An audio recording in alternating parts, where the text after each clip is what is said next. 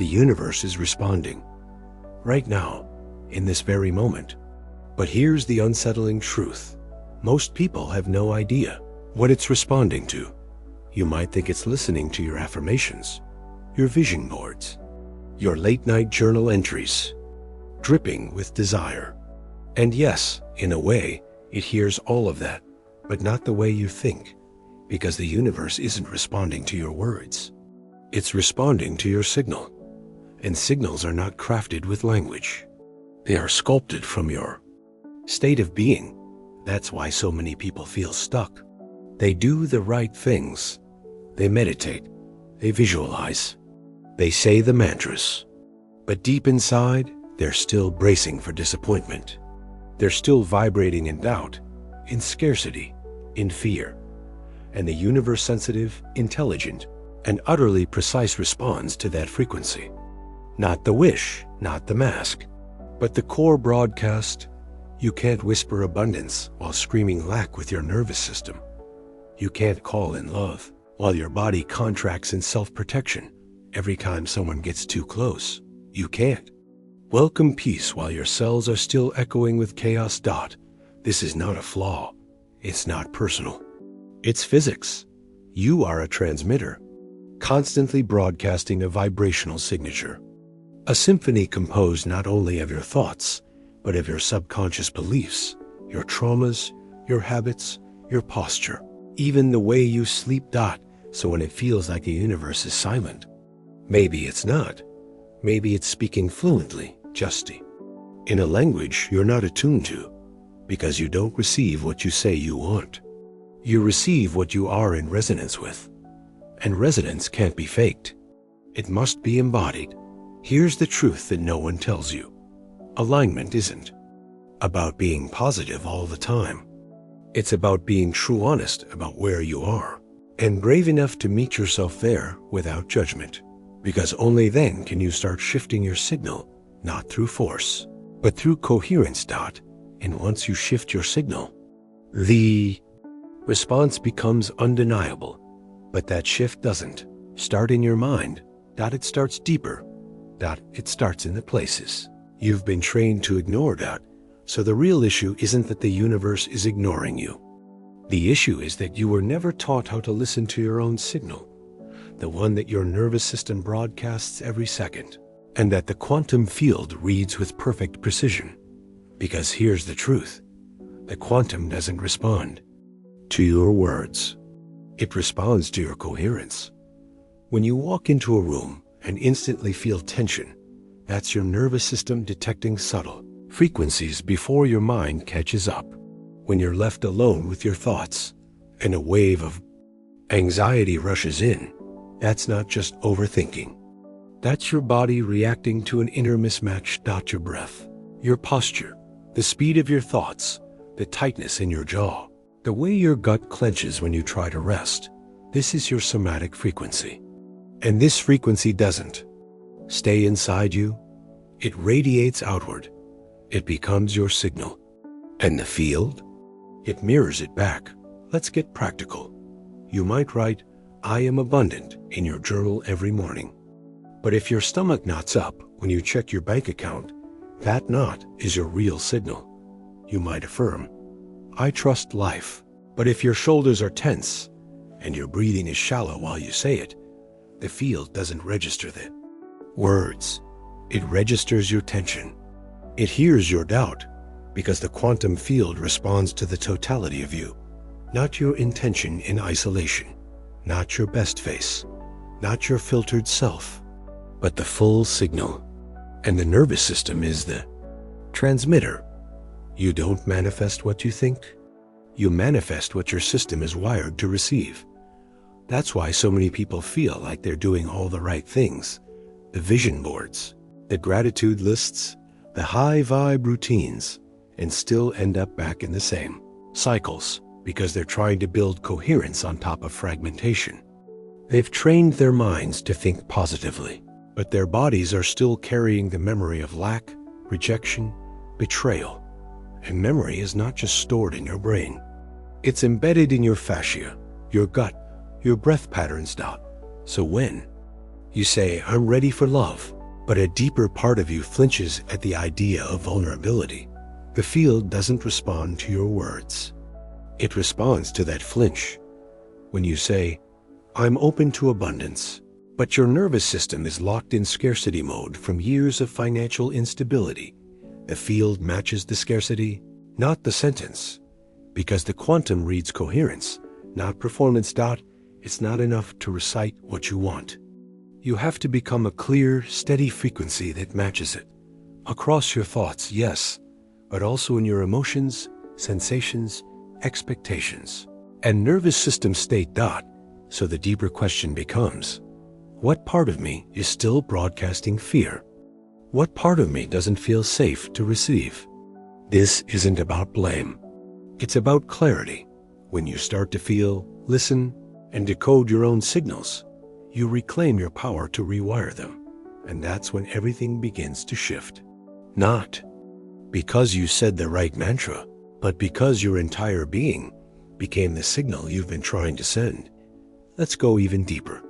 You've heard the phrase, your thoughts create your reality. But in the quantum model, that's only partially true. Asterisk. What actually shapes your reality is the felt experience behind those thoughts. And whether your system is in coherence or fragmentation when those thoughts are formed. Here's the key most people miss. Your nervous system is your interface with the quantum field. It's not just a biological system for survival. It's a vibrational translator. A bridge. When your body feels safe, open, relaxed, your signal becomes expansive, magnetic. You're literally in a state that says, I can receive. But when your system is bracing, scanning, or anticipating pain, your energy contracts. You might still be saying affirmations, but energetically, you're transmitting not yet, not safe, not for me. Let's ground this in everyday life. Imagine you're walking down the street and someone smiles at you. If your system is open, you feel warm, connected, maybe even joyful. But if your system is in survival mode, you might assume they're judging you, mocking you, or want something from you. Same input, different response. Why? Because the inner filter, your nervous system state, is what determines how the signal is received, interpreted, and responded to. Now imagine you bring that same filter to a job interview, to a first date, to your bank account. The universe doesn't assess you based on merit. It mirrors your baseline signal. And that baseline is shaped by your emotional memory, your early conditioning, your unresolved wounds, most of which live in the body, not the mind. You can't think your way out of a pattern that was formed somatically. You have to feel your way into coherence. And coherence doesn't mean perfection. It means alignment across all layers of your being. So how do you begin to create that? Not by forcing positivity, not by bypassing your pain, but by becoming radically honest about what's really going on in your system. Ask yourself, when I visualize success, do I feel expansion or pressure? When I imagine being seen, does it feel empowering or exposing? When I say I'm ready, does every part of me agree? Most people skip this step because it's subtle, uncomfortable, and not as flashy. But this is where quantum reality actually shifts, not at the level of desire, but at the level of readiness. And readiness isn't mental, it's physiological. It's the moment when your system no longer sees your desire as a threat. This is why somatic work, breath work, nervous system regulation, and deep emotional presence are not just self-care. They are quantum practices. They are the tools that recalibrate your signal, not just so the field can respond differently, but so you can finally hold what you've been asking for. You're not being tested, you're being matched. And the field is listening to every layer of you, even the ones you've silenced. So the work becomes not to become better, not to become more deserving, but to become more attuned to feel where your system says yes and where it still whispers, I'm not ready. Because once you bring those whispers into the light, you stop broadcasting static. You become signal, clear, aligned, resonant. And the quantum moves to meet you there. Now, let's talk about a piece of the puzzle that most people overlook entirely. Emotional congruence. Congruence means your thoughts, feelings, actions, and body language are all saying the same thing aligned in one clear message. This is what coherence feels like in real time. And the quantum field? It loves congruence. Because congruence is stable, predictable, resonant. It's not scattered. It's not trying to be two things at once. But here's where it gets real. You can't fake congruence. The field isn't responding to your Pinterest vision board or how confident you appear on Instagram.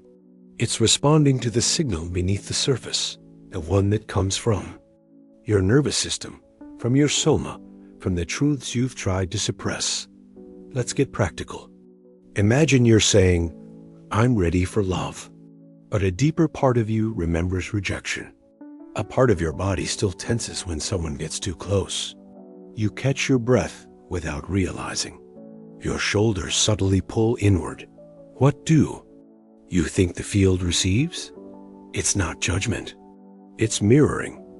You don't attract what you want. You attract what you are broadcasting. So if your signal is fragmented, you won't feel blocked because the universe is against you. You'll feel blocked because you haven't yet become available to what you're asking for. And that availability isn't about working harder. It's about feeling safer, because safety is the foundation of receptivity. A nervous system that feels safe says, "I can hold joy. I can hold success. I can hold love without fearing the loss of it." But many of us were trained from an early age to expect the opposite, to prepare for disappointment, to suppress desire so we wouldn't get hurt. So when we begin asking for big things, abundance, intimacy, purpose, our body doesn't jump to excitement. It braces, because it's still carrying an outdated program. If I want too much, I'll be punished. If I shine too brightly, I'll be abandoned. These aren't just beliefs, they're imprints, held in fascia, breath patterns, postural habits. And until you become aware of them, they run the show, silently, invisibly, powerfully. That's why the real work isn't just believe more. It's, where does my body still believe it's not safe to receive? Because once you find that and meet it with compassion instead of shame, you stop being at war with yourself. And when your internal war ends, your external life starts to respond in kind.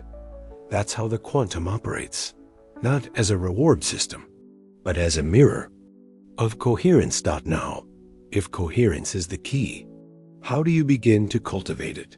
Not in theory, in practice, in breath, in biology.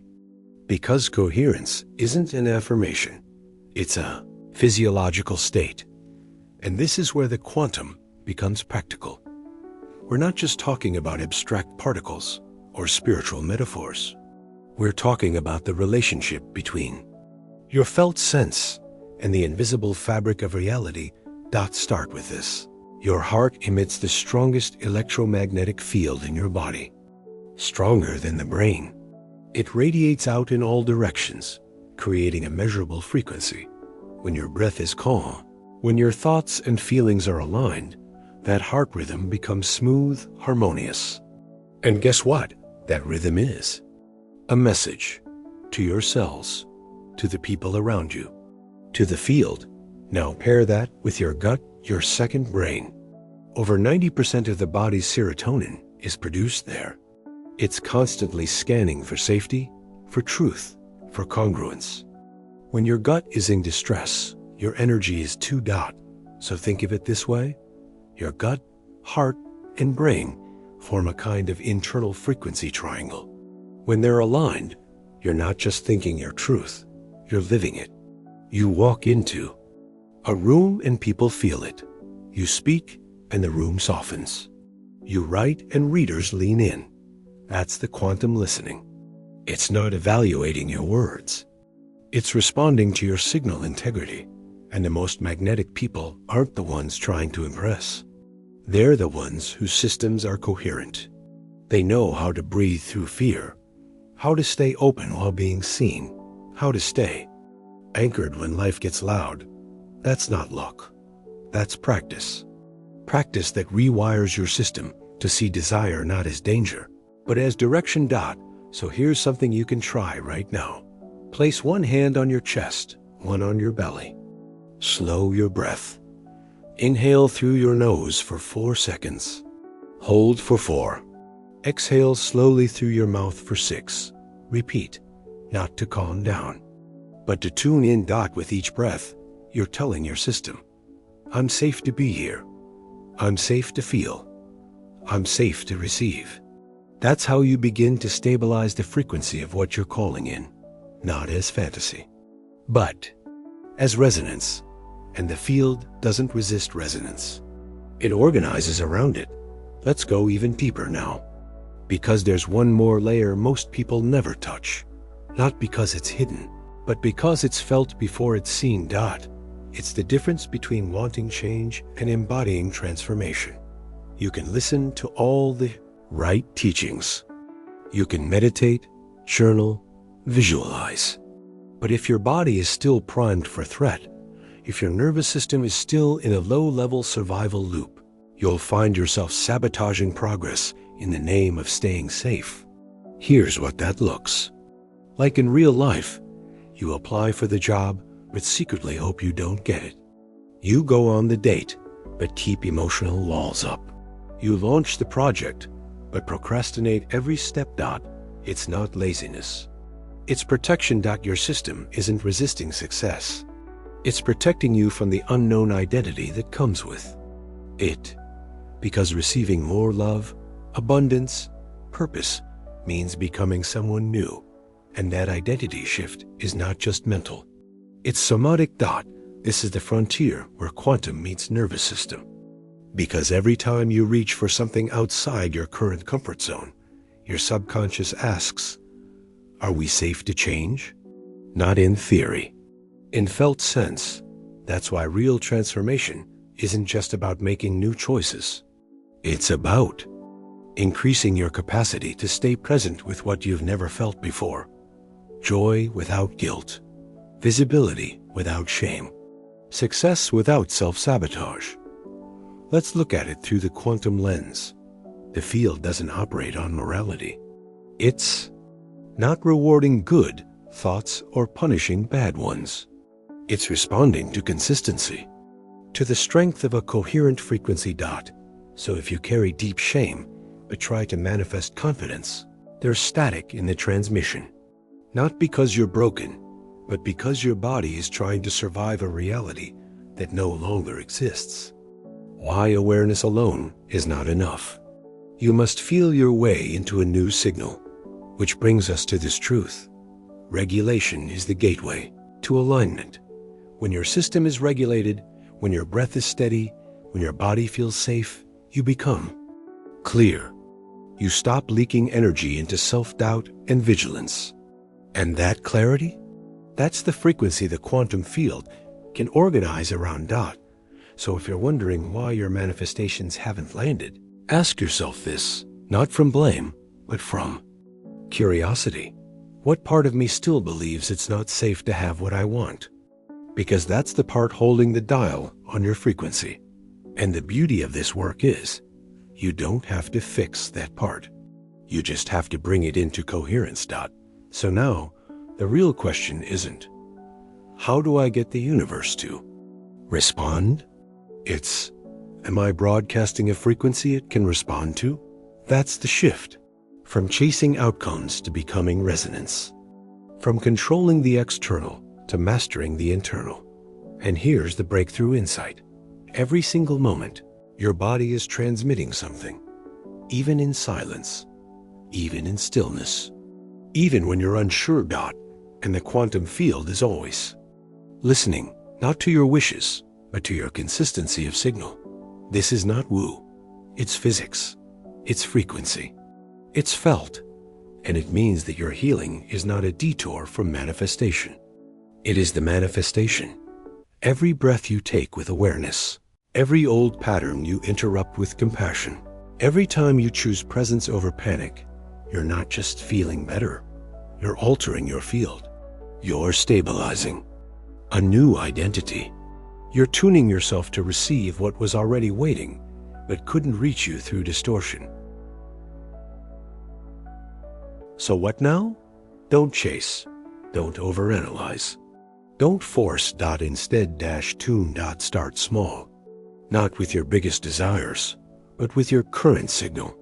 Notice how your body feels when you say what you want. Notice what tenses, what opens, what holds back. Then gently bring regulation to that place. Breathe into it. Speak safety to it. Stay with it long enough that it begins to believe you. Because here's the secret most people miss. The universe isn't late. It's precise. It's matching you, and the moment you become the clear, stable, coherent frequency of what you've asked for, not just in thought, but in felt truth, it arrives. It must, because the quantum doesn't respond to begging. It responds to being.